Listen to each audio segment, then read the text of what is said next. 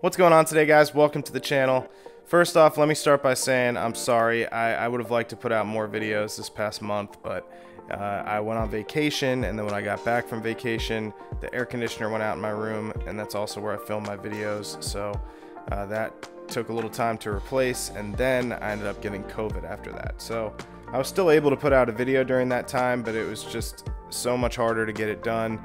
So I did fall a little bit behind, but I'm back now, and I have a review today of the Pagani Design 1692. This is the Air King homage, and I'm pretty excited about this one. So this is the first time that Pagani is actually using anti-reflective coating on their crystal, which is huge, something that we've been asking them to do for a while now. So I'm curious to see if this is going to be worth it or not. So let's go ahead and dive down and get into it.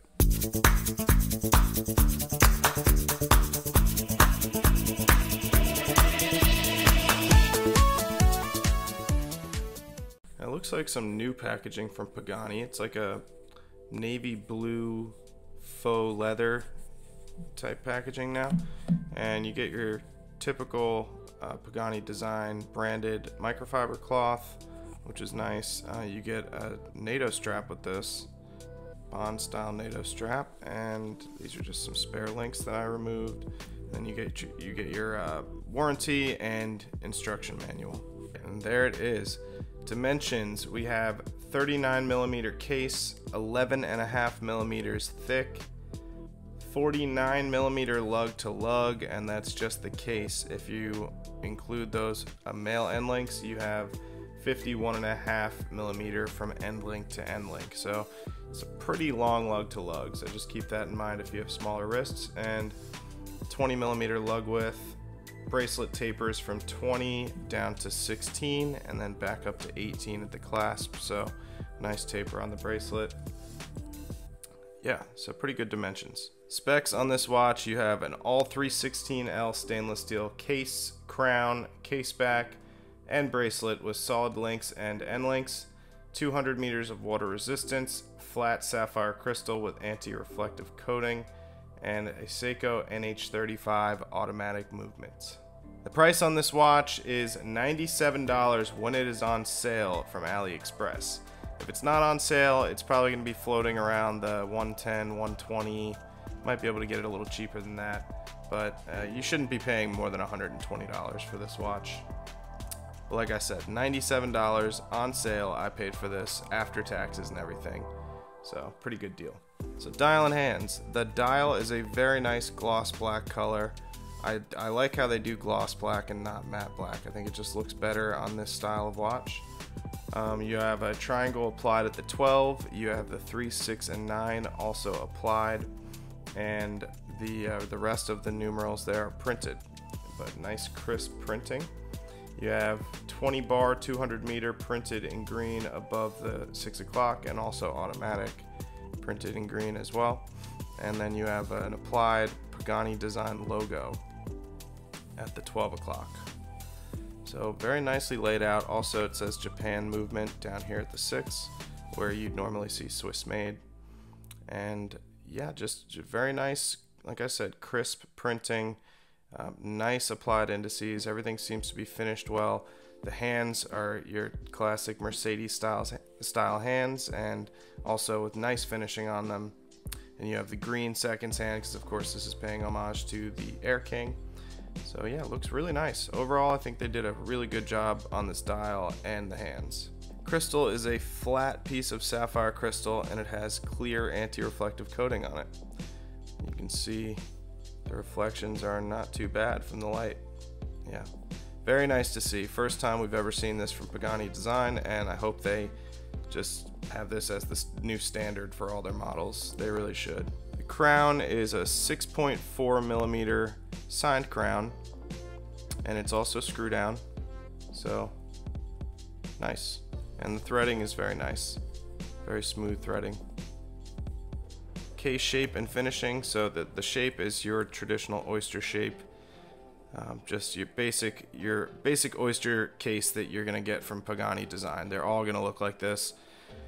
The finishing, it's not bad, but I think it could have, the polishing could have been a little bit better. You definitely see some peaks and valleys in there, and some areas that just could have been finished a little bit better. But it's certainly not bad, and especially for a watch around $100, you definitely can't complain about that. It certainly looks good. It's just, if you want to be nitpicky about it, the polishing could have been a little bit better. But you know, overall, I think for the price that you're paying for this watch, you can't really complain about the finishing. It's pretty darn good.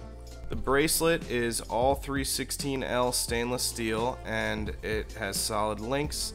It's got solid end links. You have a flip lock clasp, which is milled, and you have a little diver's extension on here, which actually works pretty well on this one. Usually it's pretty stiff, and I will say it's not exactly the smoothest to operate once you do get it open, but opening and closing it is actually pretty easy. So yeah, not bad there.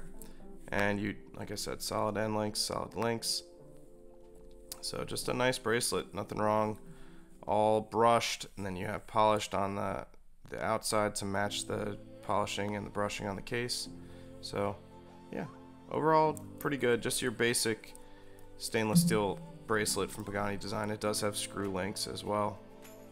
So yeah, not bad. So case back is just a stainless steel screw down case back, and you got a little design on there. I would maybe like to see them do away with that and just do an exhibition case back and reduce the water resistance to 100 meters, because you really don't need 200 on a watch like this. Just my personal opinion. It doesn't make a huge difference either way, but I think it would just appeal to more people. The movement in this is the Seiko NH35. You all know about it, I'm sure, at this point, but it is a great movement. It hacks, it hand winds, it beats at 21,600 beats per hour, so you get 6 ticks per second. It's reliable, it is tested, it is a workhorse movement, it's accurate, its range is -20 to +40 seconds per day, but you're generally going to get within that plus to -10 seconds per day with an NH35. So yeah, great movement.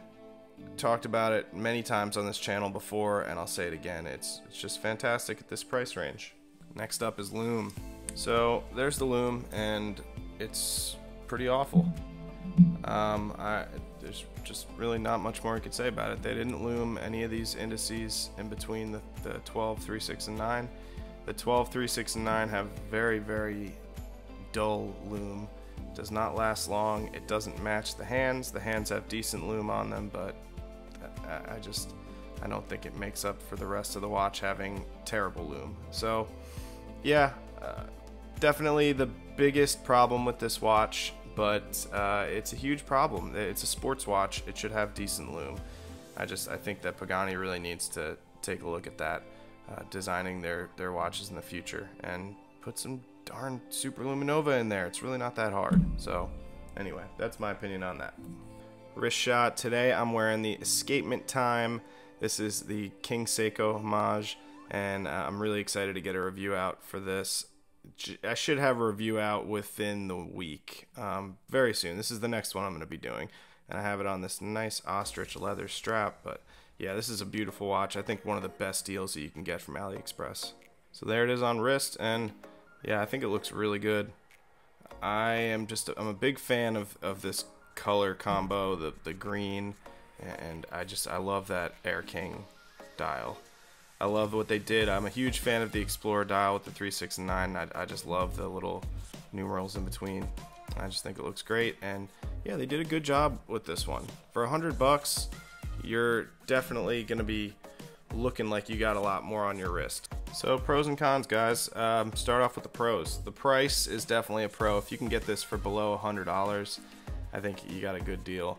The AR coating, definitely a pro. Nice to see that they finally included that. The movement, you can't go wrong with an NH35, so yeah, good job on that. And the dial's really nice. No problems with that at all. Finishing is really good on it. Just overall quality of the dial is very nice.